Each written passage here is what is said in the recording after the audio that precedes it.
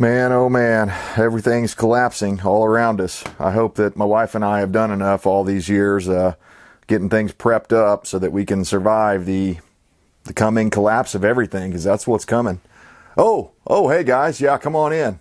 Yeah, pull up a chair. I was actually just thinking about you, and I was going to tell you about some of the news stories that I've been looking at over the past week and a half or so here that are really any one of these news stories. We're going to cover 4 different main topics here, and any one of these 4 topics are a nation ender by themselves. So when you combine all this stuff together and you look at the whole painting, sometimes that's what a lot of us are guilty of. We focus in on one thing. You know, you might be focused in on the Roe v. Wade decision that's going on right now, that any day now that's going to come out, and allegedly there's going to be riots and stuff like that. And of course, the police won't do anything about that sort of stuff. In fact, I was going to do a news story all about how all of these people that are of a certain political persuasion, mainly leftist Democrats and Antifa BLM members, have had a very light hand when it comes to the Justice Department. I mean, many of them, one guy got released just last week. He shot a cop.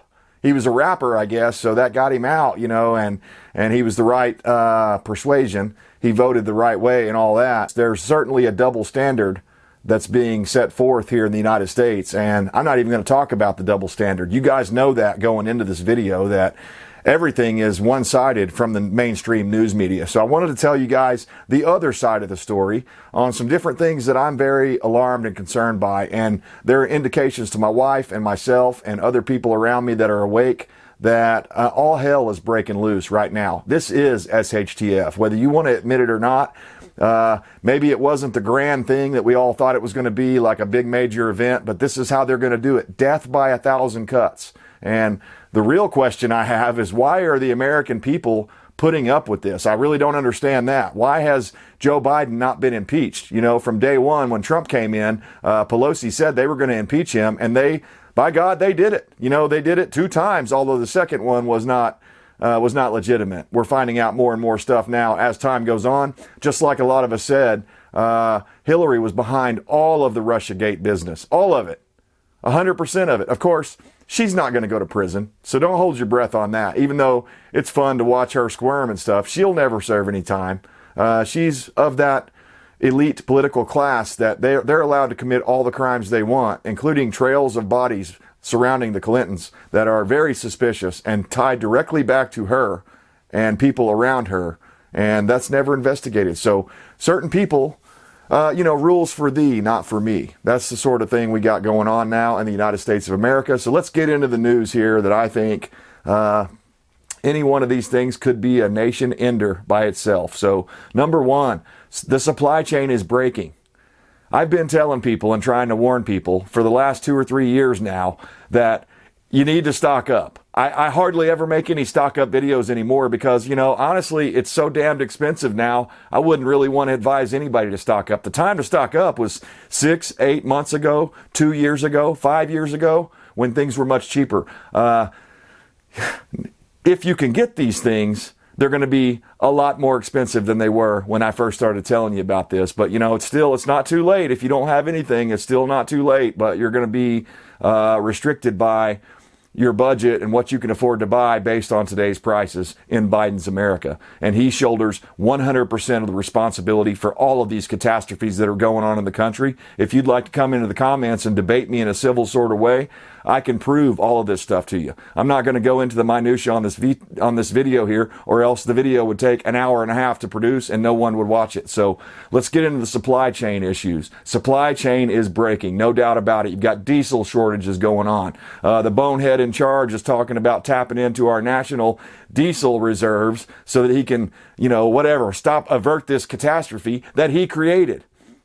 On the other hand, he was just in a meeting the other day, did an interview just the other day, and claimed that these gas prices, while they're inconvenient and they're hurting Americans, this is exactly what needs to happen to usher in clean, green, new energy. So they are doing this intentionally. Just like I said before Biden took office, I said, if you elect this communist, he's going to do exactly what Obama was doing back in 2012 when he said, under my energy plan, your energy prices will necessarily skyrocket.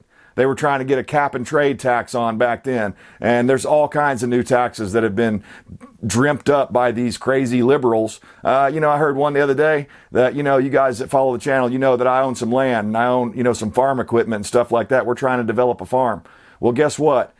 If I die and I give that land to my daughter as an inheritance, she will have to pay, I can't remember if they called it a value added tax or unrealized gains tax. So she'll have to pay taxes on every single piece of equipment that they know about.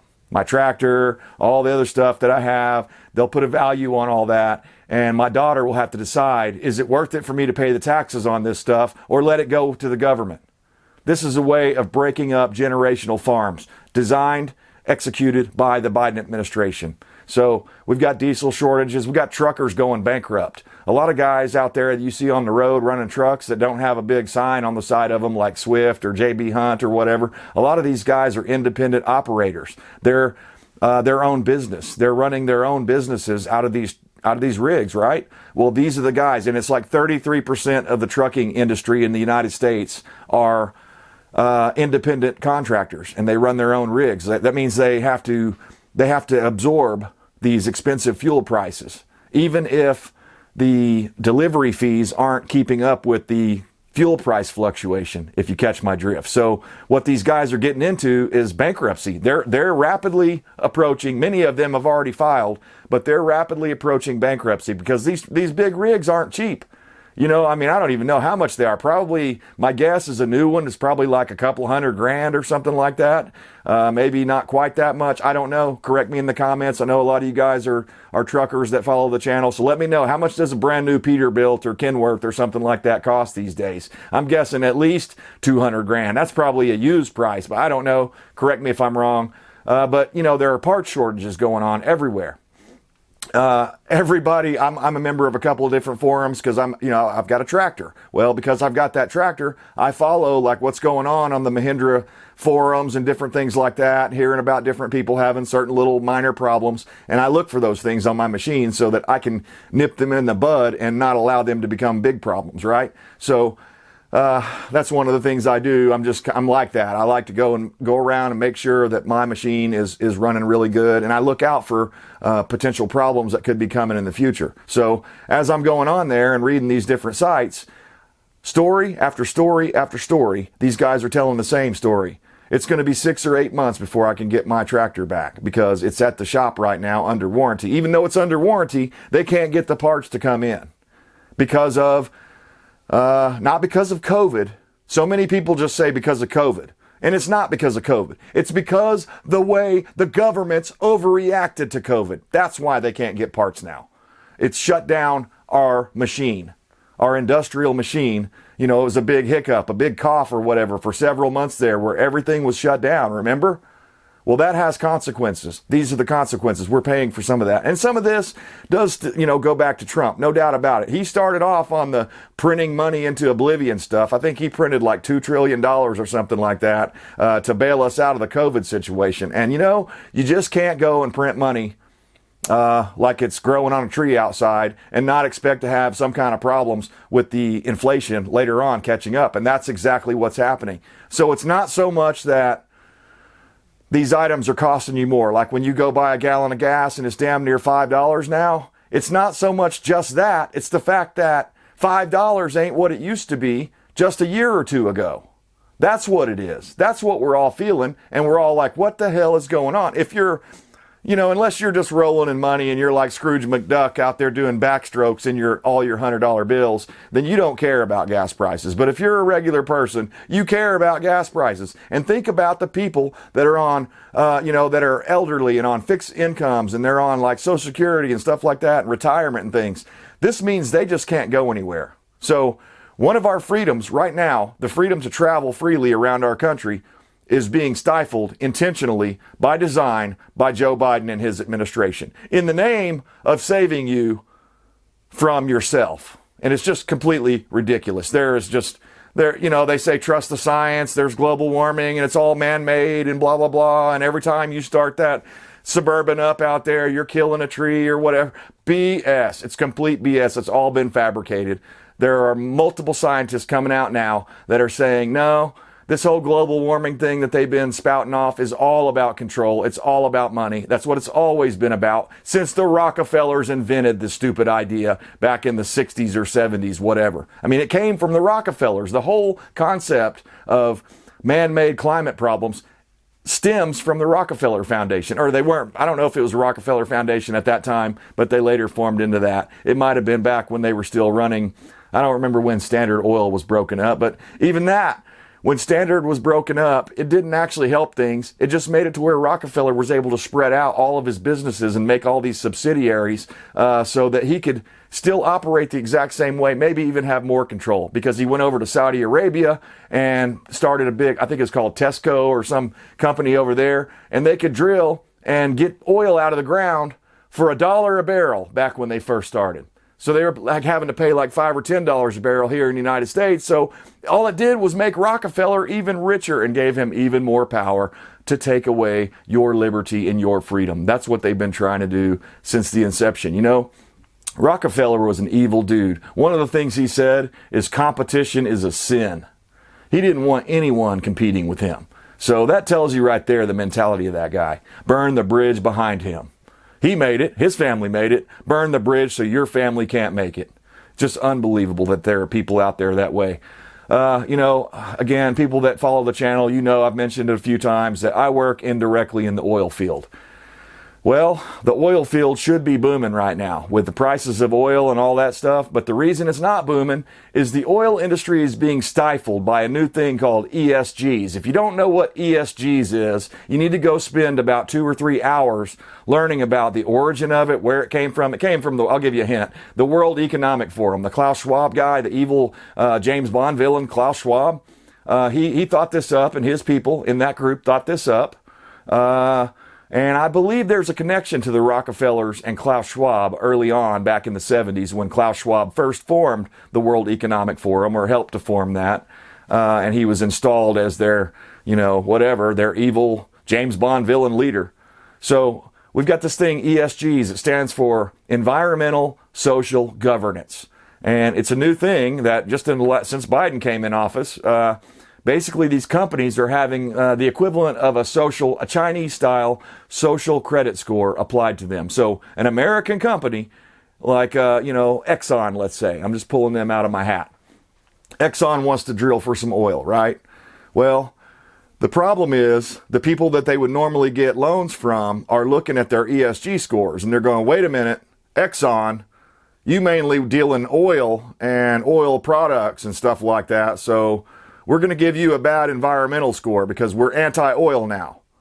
We're all about green energy and we don't like oil, so we're going to give you a bad environmental score. And there's also a social part of this, environmental social governance. So there's a social stage of this too. So if you do something that's deemed socially unacceptable, like maybe you don't accept trans people or whatever in the same way that all the other woke companies do, then they could give you a negative social credit score for that particular thing, and then you won't be able to get a loan from a bank. That's how that works.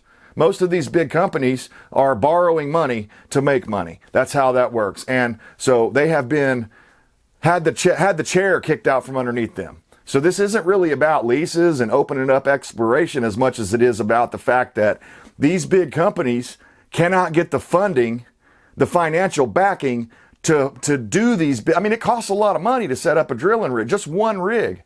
It costs a lot of money, a lot of manpower, a lot of people, a lot of metal. And as you know, the prices of everything have exploded, especially steel and stuff like that. So all of that stuff is way more money than it was a year or two ago by design.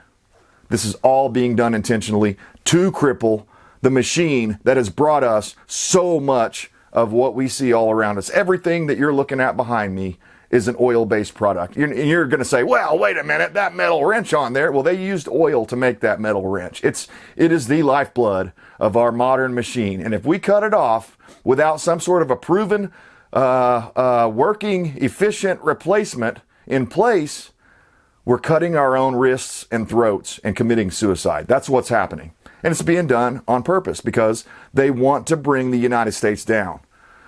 So obviously you've heard about it by now. There's formula shortages nationwide now. It started out, it was just a few states. Now it's nationwide. It spiraled out of control. When Biden could have done something a couple of weeks ago when it first came on the scene, they could have done something and taken action right then and fixed the problem. But Biden's lack of a timely response has led us into a food crisis, a formula crisis for our most vulnerable people in the United States of America. So it's just like the liberals they don't just hate babies in the womb. They hate them once they're out of the womb as well. And if they're a male baby, they're going to try to get you to transition that, whatever. You know, it's so stupid that I can hardly do these without losing it, because it's just, I'm tired of seeing my country being destroyed, death by 1,000 cuts. So let's get into the number 2 story before I get too pissed off. Russia, Ukraine, Taiwan, China. Have you been watching? Have you been paying attention to what's going on?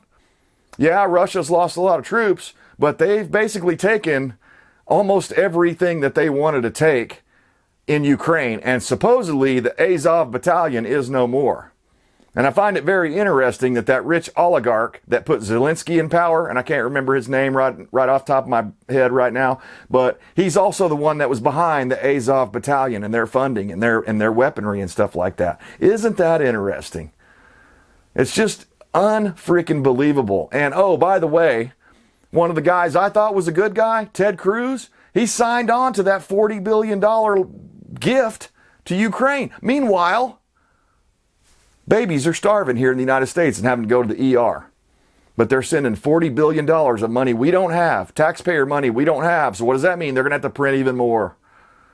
And you know, Ted Cruz, man, I don't like going after one of ours, but here's the deal. We have to hold all their feet to the fire, all of them. Even if it's one of our guys that we like, Ted Cruz coming out and saying, oh, well, I had to sign it because it was going to help reduce energy prices here in the United States. How do you figure, Ted? How do you figure sending $40 billion more money and equipment over to get us more involved in World War III than we already are is going to help anything? It's not going to help anything. It's just going to get us more involved in the war. That's what this is all been about from day one. Have you heard, I'll just ask a question. Have you heard Biden or his administration or his diplomats, his so-called diplomats, say one single thing from the start of this invasion that would have thwarted this invasion and maybe ushered in peace talks and stuff like that? No, because they don't want peace. They want war. They have openly called for removing a foreign nation's president. Multiple sitting Congress members have called for the removal of Putin. Completely inappropriate, for one thing, and just unprofessional. Even if they were going to call for that, they should have done it behind closed doors in a private meeting, not out in public where Putin could hear that. That is literally poking the bear in the chest. And what did Putin say? Well, he said that if they felt cornered, they'd come out swinging with nukes. And I don't think that that's a veiled, empty threat. I think that's serious. I mean, we've all heard the talk that, you know, the rumors that I guess Putin has cancer or something like that, some terminal stuff that he's having treated right now. And it very well could be that, you know, he's just like, you know what? Screw it all. I'm going out swinging. I'm not going to let the big bad bully, NATO and the United States, come over here and just do whatever they want to do. And from the beginning, that's what Putin has been saying. Hey, I don't want to go to war with Ukraine, but you guys can't join NATO and you can't join the EU, okay? It's just not going to be beneficial. You know, we will invade if that happens. And he's given reasons why. I've mentioned it before, the not 1 inch expansion, not 1 inch of NATO expansion was promised to Gorbachev. Now, it wasn't in writing, I'll say that, and Gorbachev was a fool for not to get it in writing of some kind. But nevertheless, it was said years ago under George Bush George Bush Sr., under his administration, there were deals made with Gorbachev that NATO would not expand 1 inch towards Russia. And Russia took that seriously. It's not our fault, I guess, or not their fault that we didn't take it seriously. That every time an administration changes, then they just forget about all the other stuff and they pretend it didn't happen, or they get rid of it and try to scratch it out and, you know, and change it to the way they want it to be. So just unbelievable. And the last story here, number 4, we're going to talk about civil war. How likely is civil war in the United States? Well, hell, it's getting more and more likely every day, ain't it? I mean, it's just getting more and more likely. I mean, the division between the different groups are, they're becoming impassable. They're becoming so far apart, there is no bridge. There is no reaching across the aisle because you can't reach the other side. They have gone so far left. And they would argue that the other side has gone so far right, but we haven't changed. They have changed. They are the ones bringing in all this new stuff that is designed by the communists to destroy the United States of America. I've threatened to do it many times, but one of these days I'm going to do a video, no matter how long it is, and I'm going to sit there and I'm going to read through the 50 communist goals that they had set forth for America. These were read to Congress, so these were serious. 50 communist goals for America. And they have accomplished 99% of them, if not 100% by now. All they're doing now is tightening up their grip and getting more and more control over our society. And that's why we're seeing this spiral that we're seeing.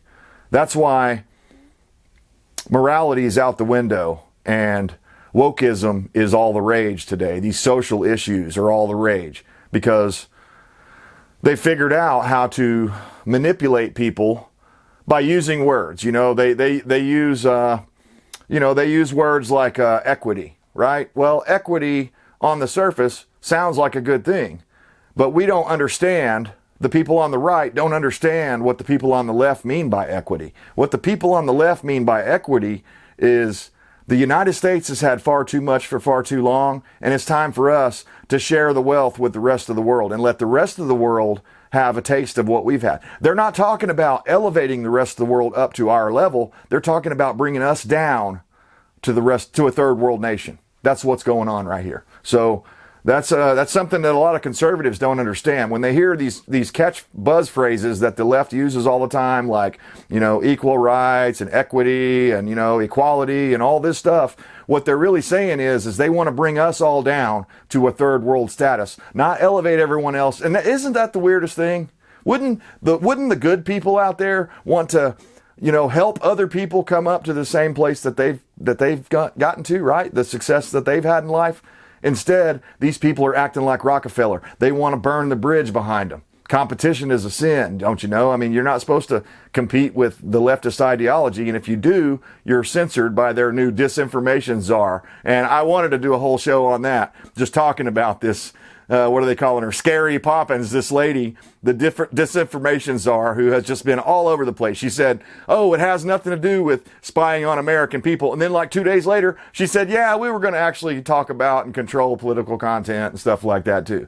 And then she tried to double back on that. So it's just unfreaking believable times to be alive, guys. And you know me, I can't be quiet about it. So I have to tell you guys about this stuff. But yeah, back to civil war for a minute. Trump, the T-man, the other day, ultra MAGA man himself, he said that, or he reposted I don't know what to call it, a truther or whatever they call it on his side over there, a tweet or whatever the hell it is. He reposted this thing where some other government official from a different country, a foreign country, was saying that with everything going on in the United States, collapsing like it is, it had to be being done from within. And it was going to lead to a civil war, was what this, foreign leader said. And Trump replied and retweeted this thing, and it said civil war in the tweet, right? Or in the truther, or whatever the hell it's called, right? The post. Well, now the media is saying that Trump is calling for civil war, when all last year, all the year before that, I have heard, dozens and dozens and dozens of liberal commentators and politicians openly talking about civil war with glee in their eyes. They want it. Guys, they want civil war. They want World War III. They want the collapse of the entire American system. They want to bring down the Constitution. They want to take away yours and my ability to have freedom and liberty and go out and earn an income. Because if they can destroy all that, then there will be no choice but to usher in the one world government, the one world currency to save us all. And of course, don't you know, it'll be run by these clowns that are down there at Davos right now. Oh, did you hear? there are a whole bunch of Republicans that went down to this Davos meeting to talk to Klaus Schwab about, how they could help usher in the New World Order even faster. So, as I've said before, I mean, what's worse? I've asked the question many times. What's worse?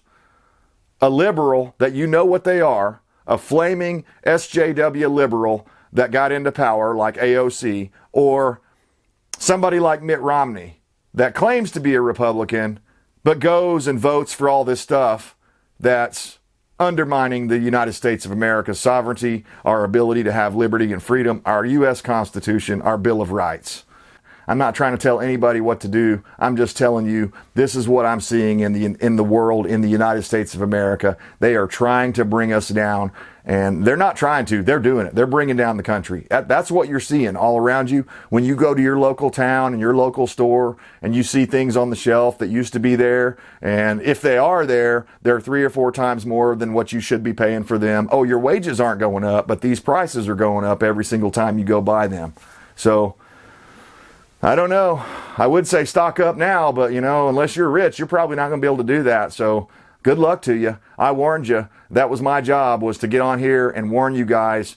Years ago, 2 or 3 years, we've been doing these kinds of videos where we've been talking about prepping and building yourself a, not necessarily 100% off grid, but a system that you can be self-reliant in, because you're going to need to rely on yourself a lot more in this new America that we're fixing to be living in real soon. I think the summer, hopefully the Roe v. Wade decision doesn't do it, but I think there's something that's going to pop off this summer. I don't know what it'll be, but I think it could be the thing that starts the Civil War. And again, I'm not calling for civil war. I think that's a terrible idea. In fact, I think civil war is exactly what our foreign enemies want. They want us to kill each other so they can come in here and mop up after we're all done killing each other. That's what I would do if I was Xi Jinping or Vladimir Putin or somebody like that. Common sense ain't so common anymore. Certainly not these days. I appreciate you guys tuning in. Let me know down in the comments. What do you think about all these critical issues? Do you agree with me? Do you think that any one of these 4 issues that I've talked about here by themselves could be a nation ender? And now we've got them all combined. I didn't even talk about the border. Oh my God, I didn't even talk about the border. So the video's getting long. We're not going to go into that, but you've got tent cities. You've got all kinds of stuff going on.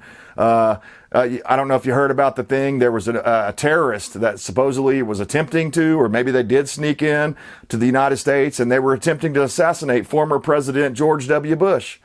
So, isn't that interesting? A lot of us said that a long time ago. If you have porous borders, that will allow other people to get in, terrorists, and they'll be able to come in here and do whatever the hell they want, sneak whatever they want across the border. Another little story on the way out here. I heard about the Spetsnaz troops, or whatever they're called, the Spetsnaz, I think is what it is. It's the elite force of the Russians. It's kind of like their Green Berets or their special forces, right? Well, they're being trained and taught to speak fluent Spanish. So could that be, I'm not saying it is, but could that be so that they can sneak up through the southern border with all the other migrants, right? All the other so-called refugees, and come into our country with, who knows, maybe they'll bring in a suitcase nuke with them, or some other sort of dirty bomb that they can drop in one of our major cities. Could you imagine if one tactical nuke went off in any major city, the reaction that the American people would have? For one thing, the stores would be cleaned out in 5 minutes flat. I mean, you wouldn't even have time to get to the store and everything would be gone. So I advise you, we're walking on eggshells. We're walking on thin ice right now. So if you don't want to fall through and freeze to death, you probably ought to go build yourself some sort of a life raft in the form of supplies, food, medicines, different things like that you're going to need. I'm not investing in any gold right now. I'm investing in lead and brass, things like that, things that I can use to reload. We're in for a real bumpy ride, guys. So I hope I'm wrong about all this stuff. Let me know down in the comments what you're thinking about, what you're worried about right now. I appreciate you tuning in, sticking with the channel. I stand for liberty. I hope you do too.